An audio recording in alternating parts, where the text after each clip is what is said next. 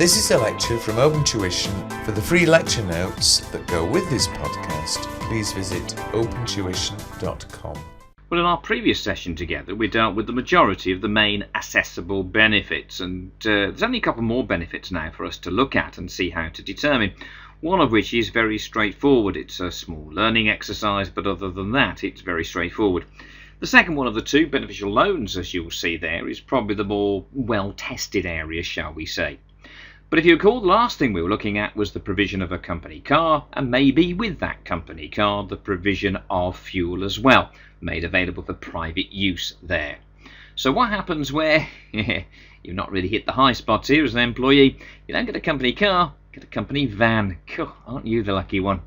So your company van. What happens? Well, it may be that there actually isn't any assessable benefit at all.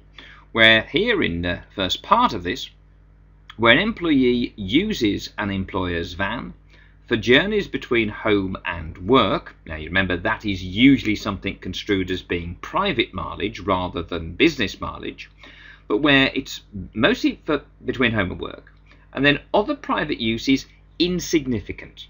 If that is the case, there is no benefit. So if mainly what you use the van for, or other heavier commercial vehicle as it says there, is going from home to work and only incidental private use, maybe you take a few bits of rubbish to the rubbish dump on the occasional weekend or something like that, you'll be told, by the way, in the question whether or not clearly it is significant or insignificant, so you won't have to worry about making that determination. But where it's mostly for work purposes, there's no assessable benefit. Where the extent of the private use is not insignificant, then there is a tax charge, and that tax charge, a given £3,150 per annum. So there's no calculation here that you need to do. It's just a set figure, £3,150, but note per annum. So again, be careful. If you've only had the use of that van for part of the tax year, then you time apportion what is an annual benefit.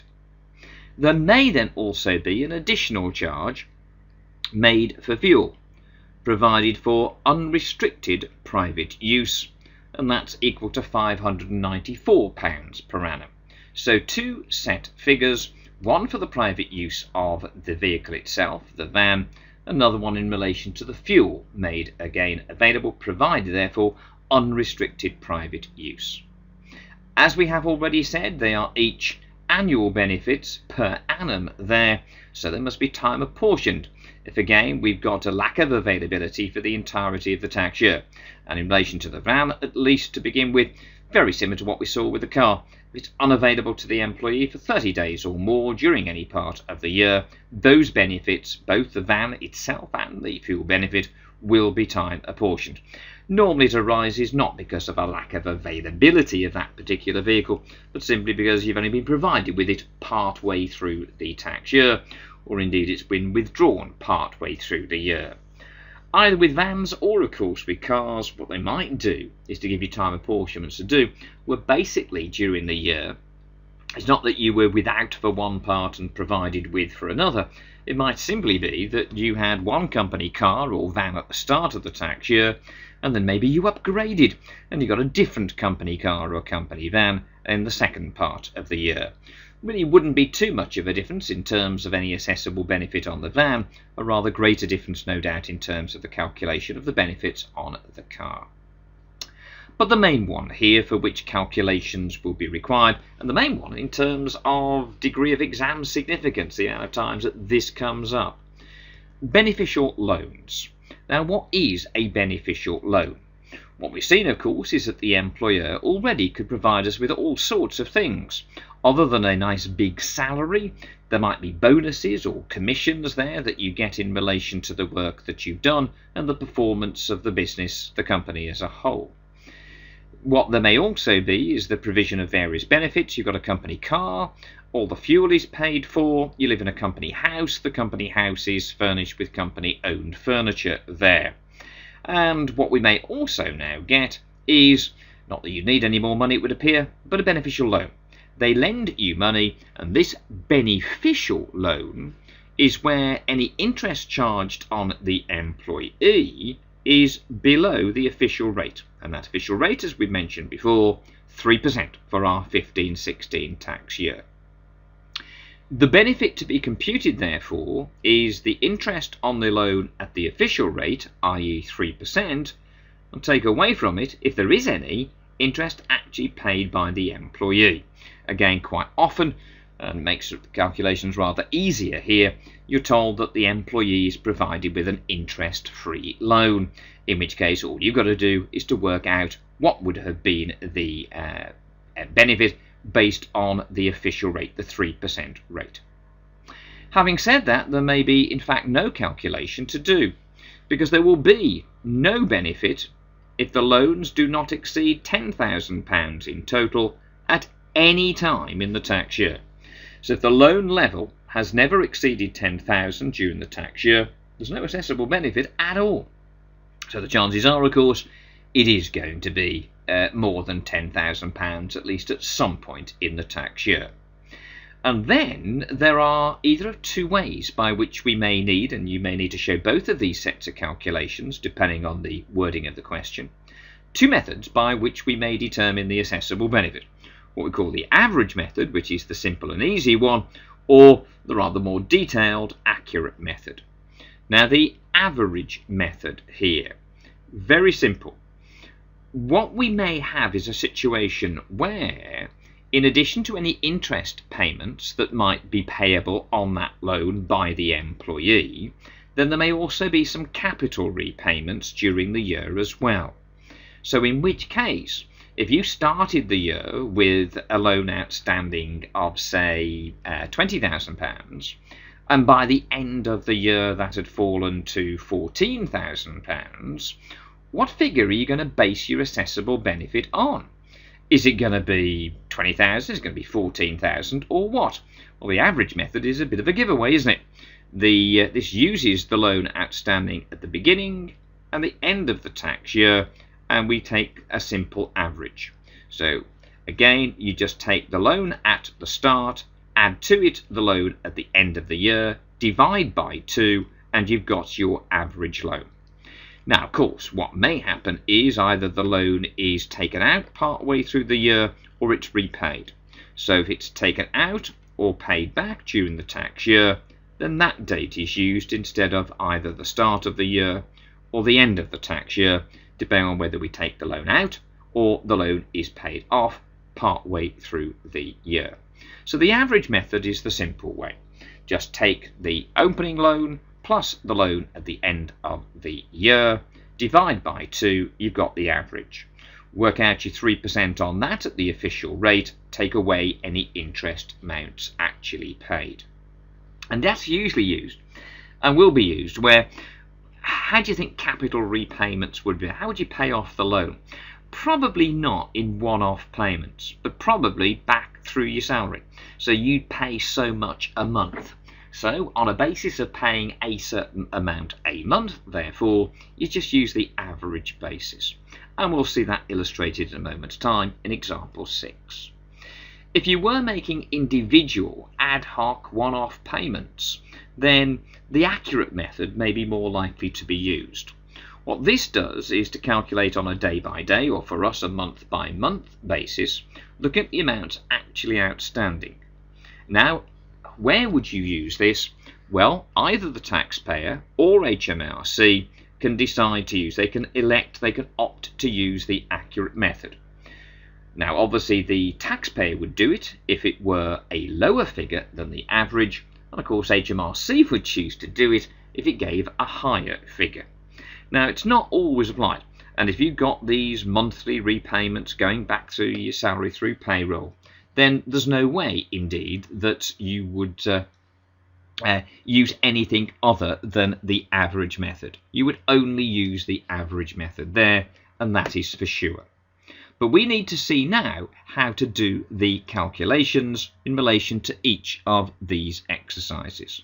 So I'd like you to have a little read through example 6. Familiarise yourself, please, with the information there, and then we'll see how to do the relevant calculations.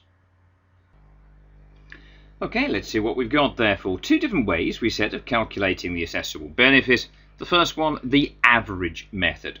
So what does that mean? We want the loan at the start of the tax year, if the loan was actually in existence at the start of the tax year, Add to that the loan at the end of the year, divide by 2, and we've got our average. So the loan was first provided at £35,000 on the 31st of March 15. We're told about there was some interest payable on the loan, but clearly here it's a beneficial loan because we're only paying at 1% as compared to the official rate of interest, which we know to be 3%. The repayments occurred there on the 1st of June 15, followed by a further repayment on the 1st of December 15. So at the start of the tax year, the 6th of April 15, the outstanding loan was the full £35,000. What's the loan outstanding at the end of the year? The remaining £15,000 still outstanding on the 5th of April 16 there. So plus 15,000, divide by 2 to get the average loan. So the average loan here will be some £25,000.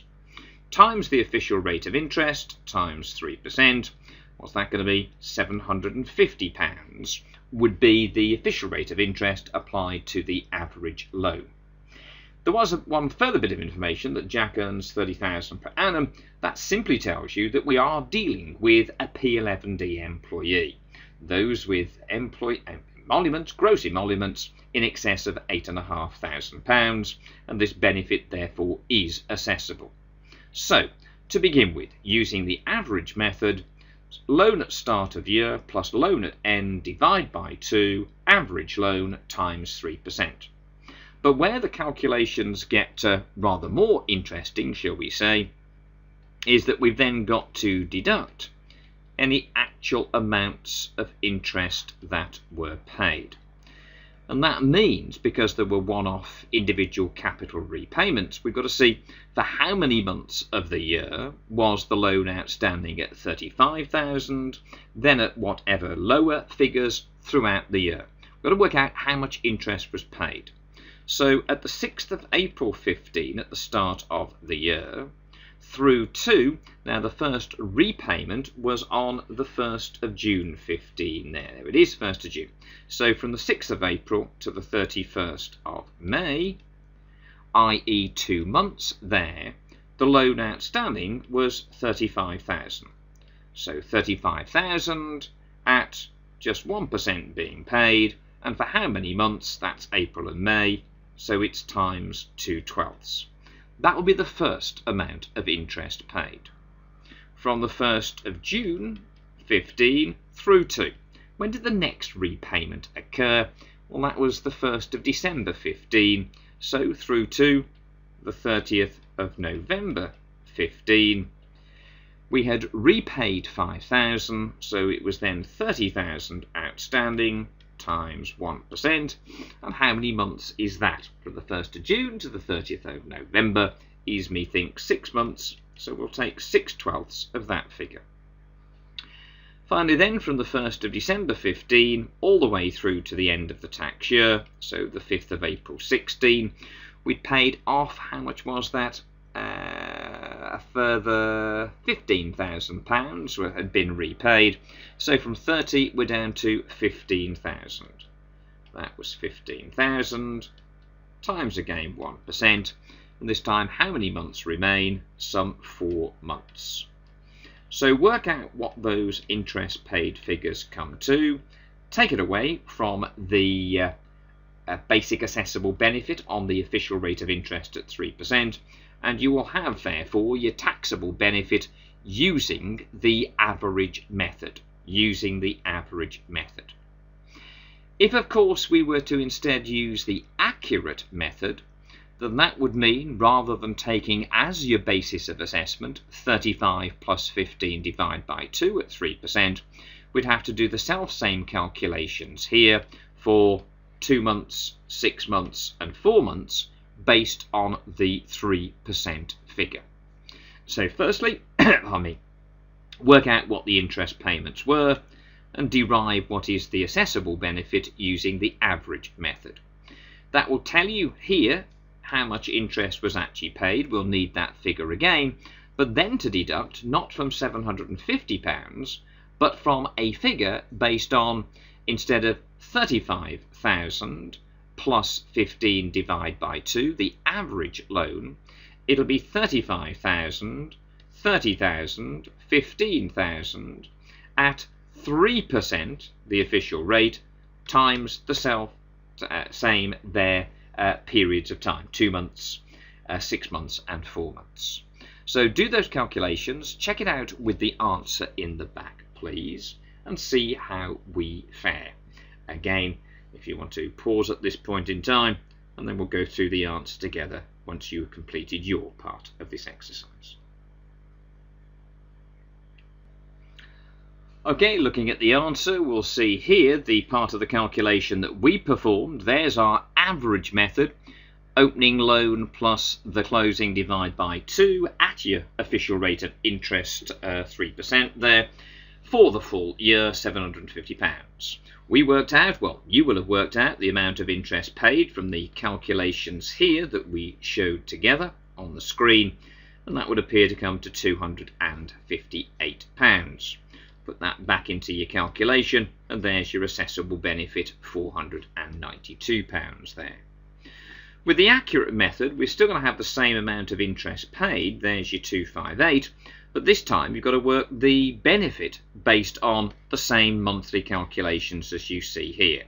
So again, from 6th of April to 31st of May, 1st of June to 30th of November, 1st December to 5th of April, we've got the different amounts of loan, 35, 30 and 15 there, exactly as you had before. And all we've got to do is to multiply out by 3% for those time periods there to work out what the accurate method would give you. Take away the interest paid, we'll see that the answer is 517. That is bigger than 492. Hence, it is up to the HMRC to decide whether they wish to opt for the accurate basis. They would do it if, as here, it's a bigger figure, and the taxpayer would use it if, of course, it was a lower figure.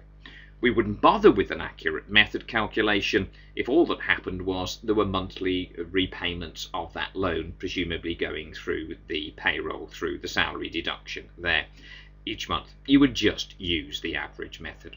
But be prepared to do both calculations, but follow the instructions, of course. They may simply say for you to use one or other of the techniques. That sorts out for us, therefore, the assessable benefits now, which is probably the major part of the employment income computation that we need to do. There is just one further part of this particular chapter, and that is showing the way in which tax is deducted in relation to employment income, which, as we referred to way back in chapter 2 when we firstly got introduced to the income tax computation, the employer is required to deduct at source the relevant amount of both income tax that concerns us in this chapter and national insurance contributions, which will concern us in a couple of chapters' time. It is the employer's responsibility to make the deductions at source. Yep, the employee pays as he or she earns there. So tax is deducted at source by the employer. So the next part and final part of this chapter is just dealing with how that PAYE system works and what are the duties of the employer in terms of operating that particular system. Now, our studies of the administration of the taxation systems is basically sorted in 3 parts of these notes. And most of these, here the PAYE system in chapter 9, then the administration of the income tax and personal tax system for individuals, chapter 15, plus then the tax assessment system for companies in chapter 23. They're basically learning exercises. There's not much in the way of doing. So it is my recommendation that what you do is to leave this chapter at this point in time, and we will come back to, at the end of the course, I will give you the lectures then in relation to that parts of the administration system that we really need to know about, at least the bits that I can add something in and show you what to do and how to do it. A lot of it is just basic, again, learning exercises, and only you can do that. I can't learn it for you. That's why, again, on many of the courses that you would go on with various approved providers, most of these areas are self-study. But I'll give you some input to that, but leave it for the moment. Go on and look at the mechanics of each of the main tax systems. Here we're still a few things to do to finish off the income tax system. We then got national insurance contributions, we've got capital gains, then on to corporate tax, and then we've got inheritance tax and value-added tax to look at. All of those are fundamental areas that will have major questions given over to them on your exam paper. So leave this area alone. Leave alone also, as I've said, as we go through the contents of chapter 15 and chapter 23. And once you have worked through all of the other chapters and the examples thereon, we'll come back to, and as I say, I'll point out to you, these are the things that you really need to know, the doing things, and the rest of it, well, yeah, just got to learn it at some point. But get the doing things sorted first of all. Make sure you are comfortable with and can apply the mechanics of each of the other tax systems there.